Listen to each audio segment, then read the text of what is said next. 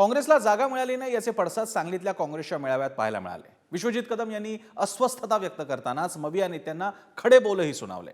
दुसरीकडे बंडखोरी करणाऱ्या विशाल पाटील यांच्यावर कारवाईसाठी आता काँग्रेसवर दबाव येत असल्याचं दिसतंय। संजय राऊतांनी लिफाफा भाजपचाच असल्याची टीका देखील केली आहे। सांगलीची जागा काँग्रेसला मिळाली नाही याचे पडसाद काँग्रेसच्या मेळाव्यात हे असे पाहायला मिळाले। नाना पटोलेंच्या भाषणावेळी विशाल पाटील यांच्या समर्थनार्थ ही अशी घोषणाबाजीही करण्यात आली।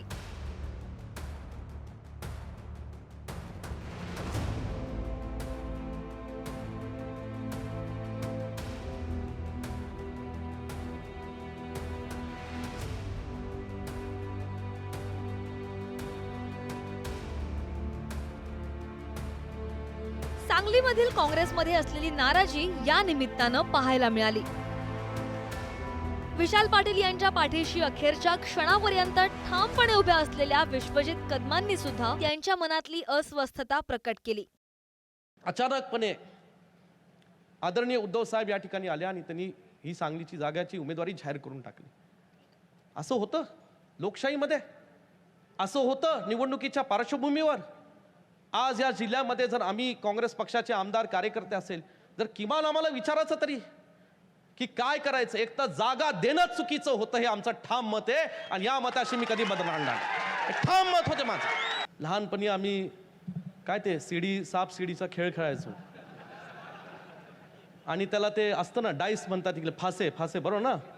फासे टाकली कधी 2 कधी 3 कधी 4 कधी 6 असं बरंच काय होतं। त्यांनी 6 झाले की वर, 4 आले की परत खाली आणि मध्ये 7 साप चावला की परत खाली। ह्या घटकेला दुर्दैवाने आम्हाला साप चावला। या खेळामध्ये तुमच्या आशीर्वादाने अंतिम विजय हा आमचा राहील हा तुम्हाला निश्चितपणे सांगतो। लोक काही जुना इतिहास काढतात, कधी कधी गैरसमज होतात। पूर्वी होता आमचा एक इतिहास गटबाजीचा, अमुक तमुक असले सगळे विषय चालत होते। पण ह्या विश्वजित कदमांनी लोकांचा आशीर्वाद घेऊन मी मनाचा मोठेपणा दाखवला आणि सांगितलं की आता आपल्याला ह्याला पूर्ण विराम द्यायचा आहे। ही कटलाई गट ठेवायचा नाही। काँग्रेस सांगली जिल्ह्यामध्ये जो गट आहे तो फक्त आदरणीय श्रीमती सोनियाजी गांधी, आदरणीय राहुलजी गांधींचा एकमेव काँग्रेस पक्षाचा एकच गट हा घेऊन आपण या ठिकाणी आता सांगली जिल्ह्यामध्ये काम करायचं। मेळाव्यासाठी आलेल्या काँग्रेसच्या नेत्यांच्या तोंडी सुद्धा सारवासारवीची भाषा होती। विश्वजित कदम यांनी चांगला संघर्ष केल्याचं सांगत नेत्यांना आणि कार्यकर्त्यांना चुकारण्याचा प्रयत्न झाला। विश्वजित दादांच्याच बरोबर आहे आणि विश्वजित दादांच्या विचाराला मी पूर्ण समर्थन करतो। अपने विश्वजित कदम के तिकीट का क्या हुआ? विशाल पाटलांचं नाव माहीत नव्हतं, विश्वजित कदम के तिकीट का क्या हुआ? मग मी मॅडमला सगळ्या गोष्टी सांगितल्या समजून। मॅडमनी पण भावना आपल्या जोरात व्यक्त केल्या। पण तुम्ही आम्ही सगळेजण काँग्रेसचे नेते म्हणून, कार्यकर्ते म्हणून एक गोष्ट आपल्याला सगळ्यांना आता थोडासा त्याचंही भान आपल्याला ठेवलं पाहिजे। बाळासाहेब, आम्ही सगळे सांगत राहिलो की नाही काय झालं ते शेवटी निर्णय आमच्या बाजूनच होणार। कारण हा निर्णय इतका सूर्यप्रकाशा इतका स्वच्छ होता की त्यामध्ये चर्चा करून तुम्ही उजवे का आम्ही उजवे विषय नव्हता। 1% त्यामध्ये काही विषय नव्हता। पण शेवटी हा अंतिम निर्णय झाला आणि तो सर्वोच्च पातळीवर झालेला आहे। महाविकास आघाडीच्या उमेदवाराला निवडून आणण्यासाठी काम करण्याचं आवाहन नाना पटोलेंनी केलं खरं, मात्र काँग्रेस कार्यकर्ते ऐकण्याच्या स्थितीत नव्हते। विशाल पाटील यांच्यासाठी काम करणार असल्याची भावना मेळाव्यामध्ये स्पष्ट दिसत होती। दुसरीकडे विशाल पाटील हे भाजपची बी टीम आहेत असा आरोप ठाकरेंच्या शिवसेनेकडून होतोय। भाजपनं सांगलीमध्ये 2 उमेदवार उभे केल्याची टीका सुद्धा संजय राऊत यांनी केली आहे।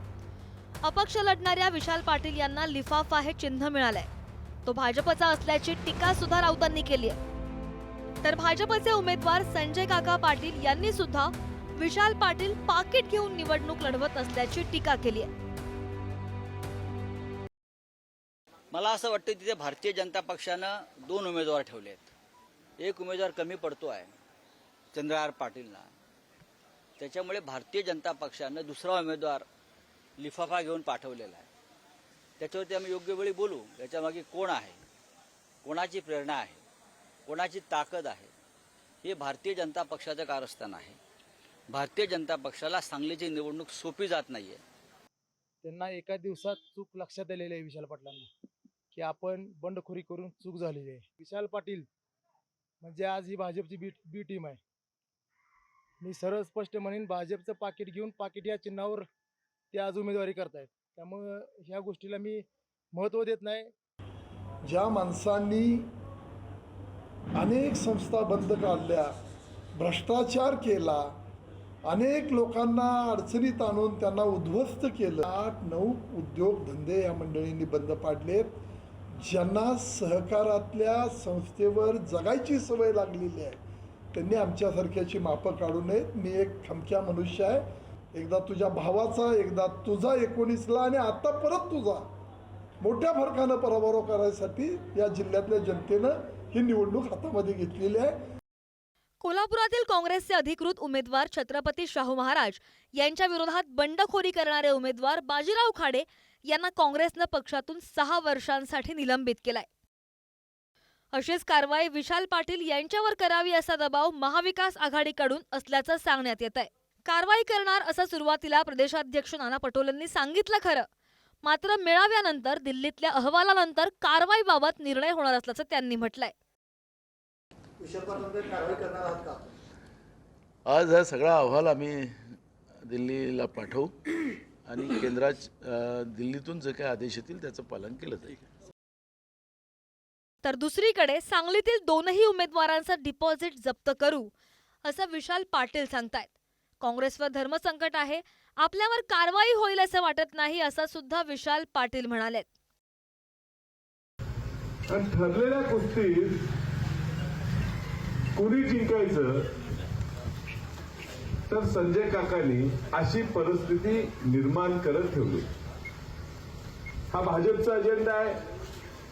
काही काँग्रेस पक्ष संपवणारे विचार करणारे लोकांचा अजेंडा आहे. वसंतदादांचं घर, कदम साहेबांचं घर संपलं पाहिजे असा विचार करणारे काही लोक. मला कुठल्याही प्रकारची लेखी नोटीस किंवा हे करू नका ते करू नका आदेश असे मला पक्षाकडून आलेले नाही. त्यामुळे मी कुठल्याही पक्षाचं उल्लंघन केलेलं नाही. त्यामुळे माझ्यावर कुठलाही कारवाईचा बडगा उठेल असं मला वाटत नाही. सांगलीमध्ये काँग्रेसनं उमेदवारीसाठी केलेला संघर्ष आणि पदरात पडलेलं फळ यामुळे जिल्ह्यात प्रचंड नाराजीचा सूर आहे. अशात विशाल पाटील यांच्यावर कारवाई केल्यास त्याचा अधिक नकारात्मक परिणाम जिल्ह्यात काँग्रेसवर होण्याची शक्यता आहे. कारवाईच्या मुद्द्यावर एकीकडे आघाडीचा धर्म, दुसरीकडे कार्यकर्त्यांच्या नाराजी असं धर्मसंकट उभं ठाकलेलं दिसतंय. तुर्तास दिल्लीकडे बोट दाखवून कारवाईबाबत ढकलाढकली केली असली तरी याबाबतचा निर्णय काँग्रेसला येत्या काही दिवसात करावाच लागणार आहे आणि त्यानंतर सांगलीमध्ये काही पडसाद उमटणार हे पाहावं लागेल. स्वप्नील पाटील, पुढारी न्यूज, सांगली.